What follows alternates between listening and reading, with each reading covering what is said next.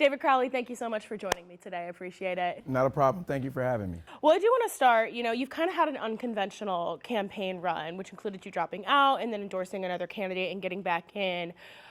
What would you say to voters who maybe have some concern about that?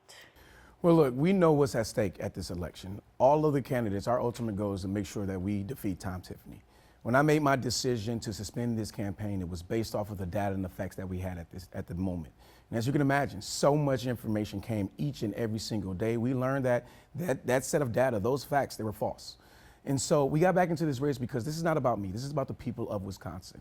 And when we look at all the polls, when we see head-to-head matchups against Tom Tiffany, I am leading and beating Tom Tiffany in November. And so we need someone who has executive leadership, who has governing experience, but also can coalesce individuals all across the political spectrum, across the entire state of Wisconsin, to make sure that we can ultimately defeat Tom Tiffany. This is about the families of Wisconsin, and that's why I got back into this race.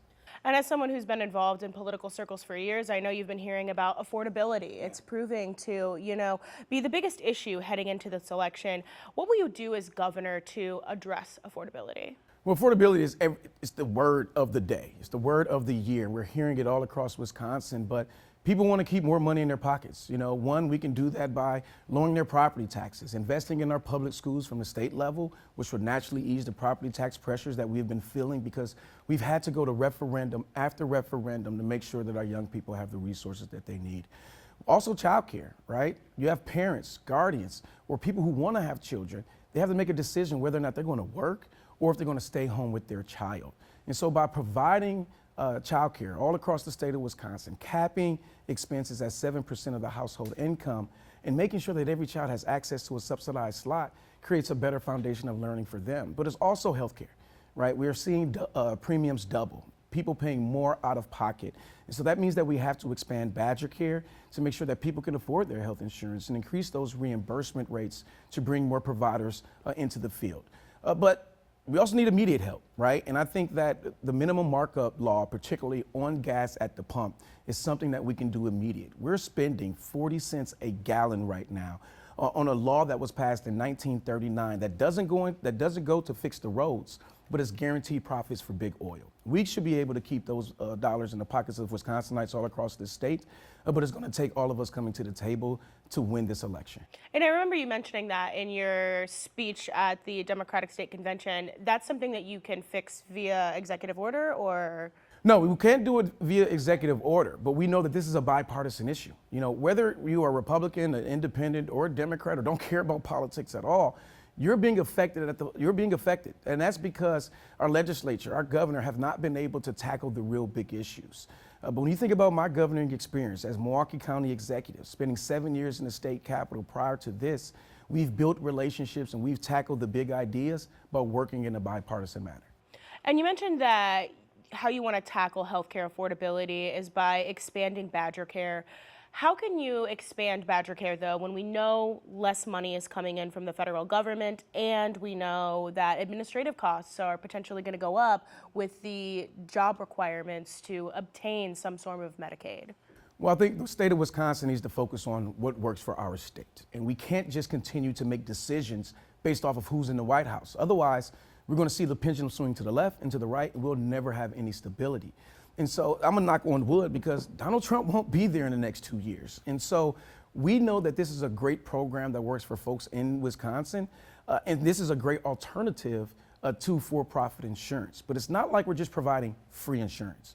We're providing a sliding scale premium so business owners, gig workers, farmers, older adults, anyone can buy into this plan to make sure that folks are covered.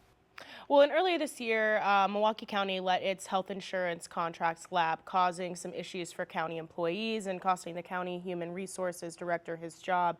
How do you respond to those who have questions about the way, as the top executive in the county, you handled that situation, especially as you, if you're elected, will be overseeing the Medicaid budget? Yeah, I want to be very clear. Nobody lost health care insurance. Milwaukee County is actually a self-insured entity, so we actually pay out all of our claims on our own. The contract that lapsed was a healthcare administration contract.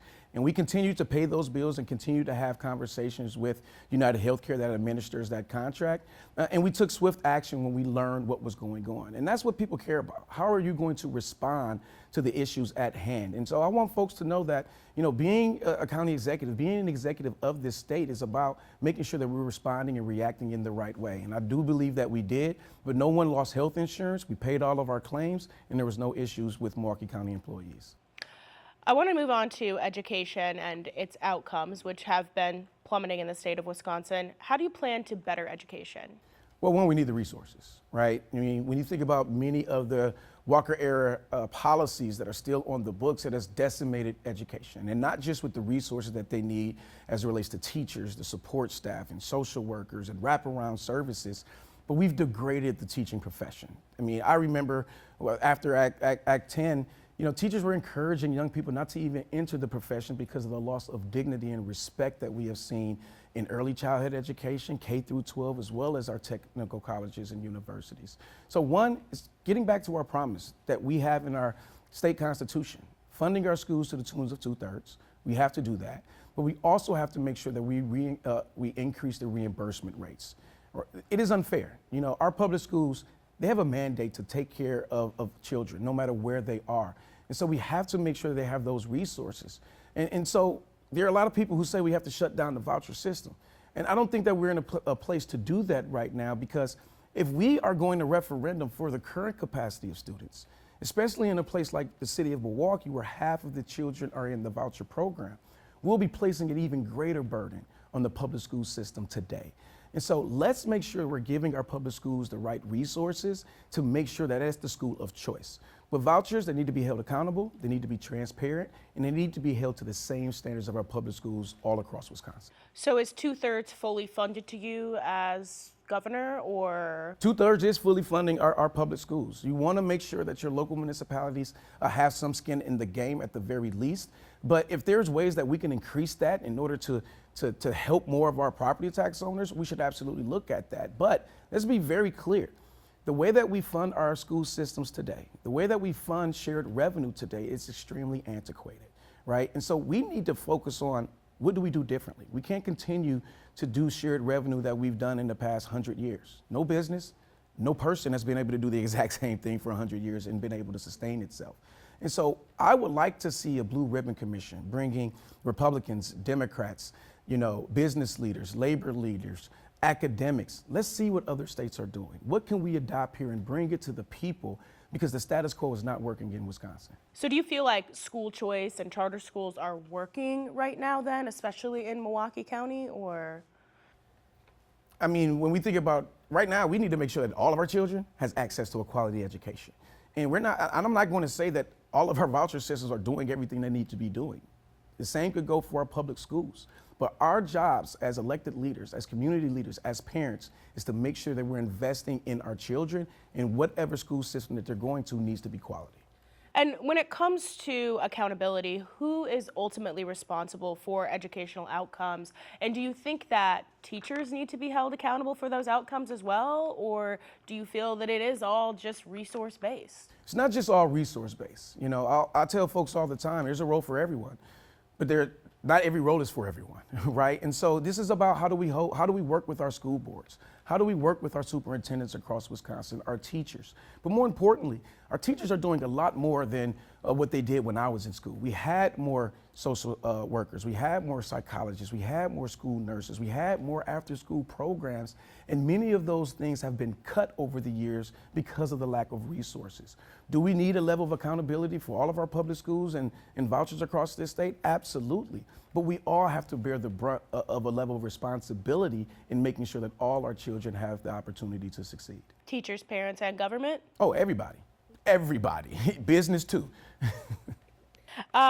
I do want to move on to property taxes. You did touch on this a little bit, but it's a big concern for folks. We've talked about how many communities have gone to referendums. How do you plan to lower property taxes while still giving that 2/3 funding that you mentioned? Well, one, focusing on that shared revenue deal. Back in 2023, we were able to build a coalition across this state to improve shared revenue because we hadn't seen any increases in shared revenue in over 20 years. And While that provided a lot of relief for cities, towns, villages, counties all across the state of Wisconsin, it didn't fix all of our problems. And so we have to tackle shared revenue to make sure that we're bringing property taxes down. But let's face it, I mean, the state of Wisconsin, we're dead last in many different investments, particularly at the local level, right? Property taxes are paying majority of the cost for public safety. The state has no skin in the game when it comes down to public safety. Our local municipalities are pretty much on the hook for all of their cultural institutions and investments in art, or when it comes down to our public spaces. The state needs to step up and become a better partner so we don't continue to put this on the backs of our local property tax owners, because we have the ability to bring in more revenue. And we can do that by, for example, passing laws like marijuana legalization that can be invested in public safety, invested into child care, health care, as well as education. Tax the rich has been a very popular, I guess you could say, slogan amongst many of your contenders. Do you support this standpoint? Well, I think that everybody should be paying their fair share. And when you think about especially these large corporations, billionaire corporations, billion-dollar corporations, absolutely they need to be paying their fair share. We need a much fairer tax system. And when you think about those who are in the low income, who are low income, they're still paying into this system, and a lot of the times they're paying even more percentage-wise than those who are making hand over fist. And so it's time for us to revisit our tax structure, but it's about bringing people to the table. We have to look at this system holistically and not just saying tax the rich. And the reason why I say that is taxing the rich going to give us everything that we need? Are there other revenue opportunities outside of the income tax that we should be looking at to make sure the resources are available?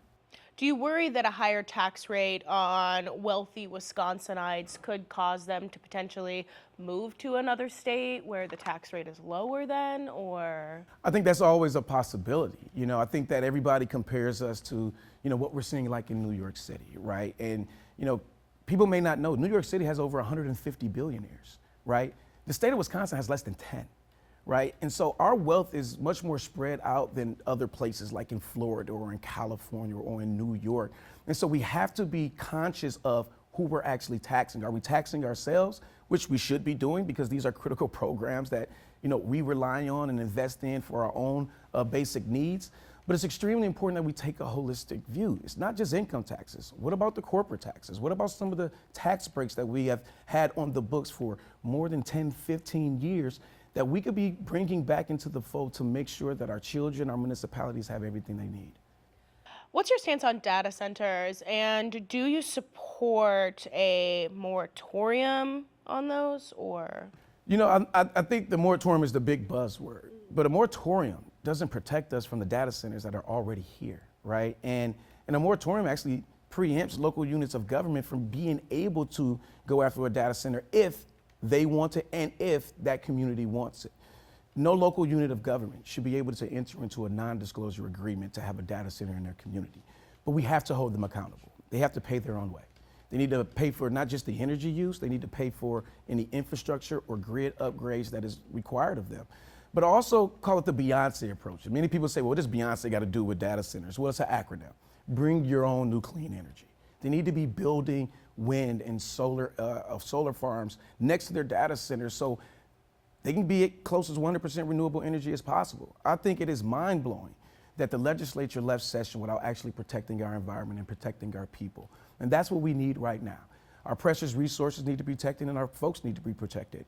But as we also talk about artificial intelligence, it's also important that we continue to make sure that this doesn't take away the jobs of today and the jobs of tomorrow, because we want to make sure that we can continue to grow our economy here in the state of Wisconsin.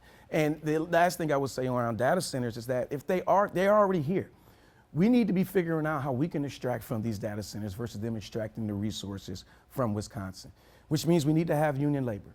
There should be project labor agreements. There should be prevailing wages, and there should be community benefit agreements, not just for the communities that they reside in, but across the entire state of Wisconsin, because we're all going to be affected. And this may kind of be a moot point for some of the data centers that are already here, like you mentioned, but do you support, making sure that the future data centers have in writing that maybe they're going to have a closed loop water system, or they're going to do some of the things that you mentioned? Well, once you have the current data centers under control and have those guardrails, you're absolutely going to be able to have those discussions moving forward.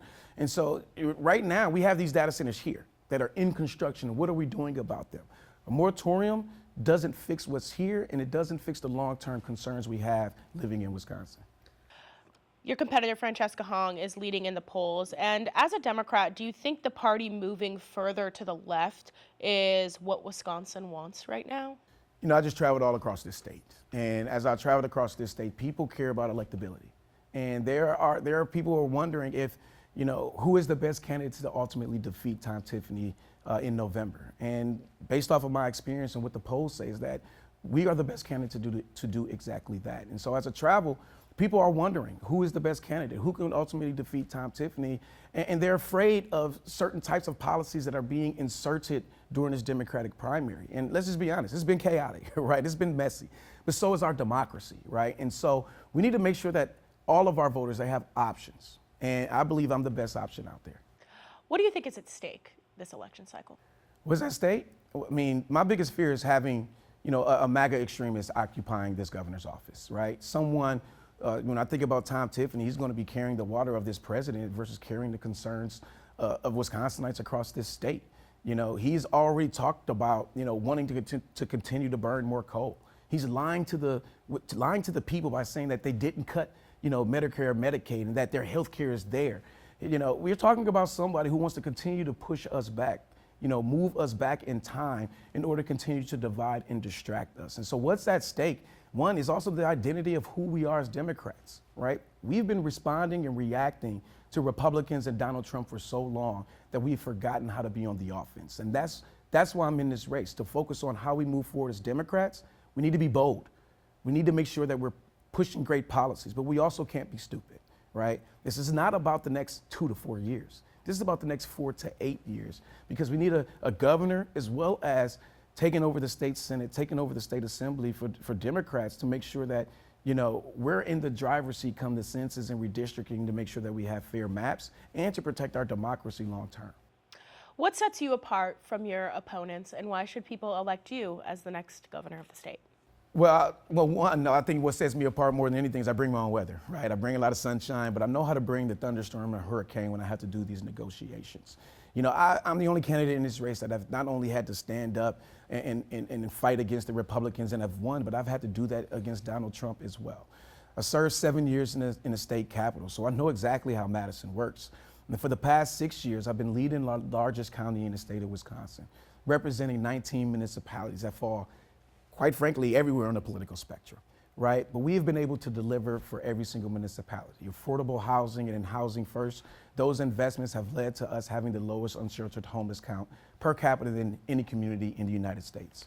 You know, we've invested in reducing our overdose deaths here in the Milwaukee County. We've done that by 40% in just 4 short years, right? We've brought close to $100 million every year for the next couple of years because of us coming to the table and negotiating with Republicans. And so what makes me different is that I get stuff done, right? I'm the only candidate in this race that actually has receipts of not only delivering for Milwaukee County, but delivering for everybody in Wisconsin. David Crowley, Democratic candidate for governor. Thank you for joining me. Thank you for having me. Absolutely.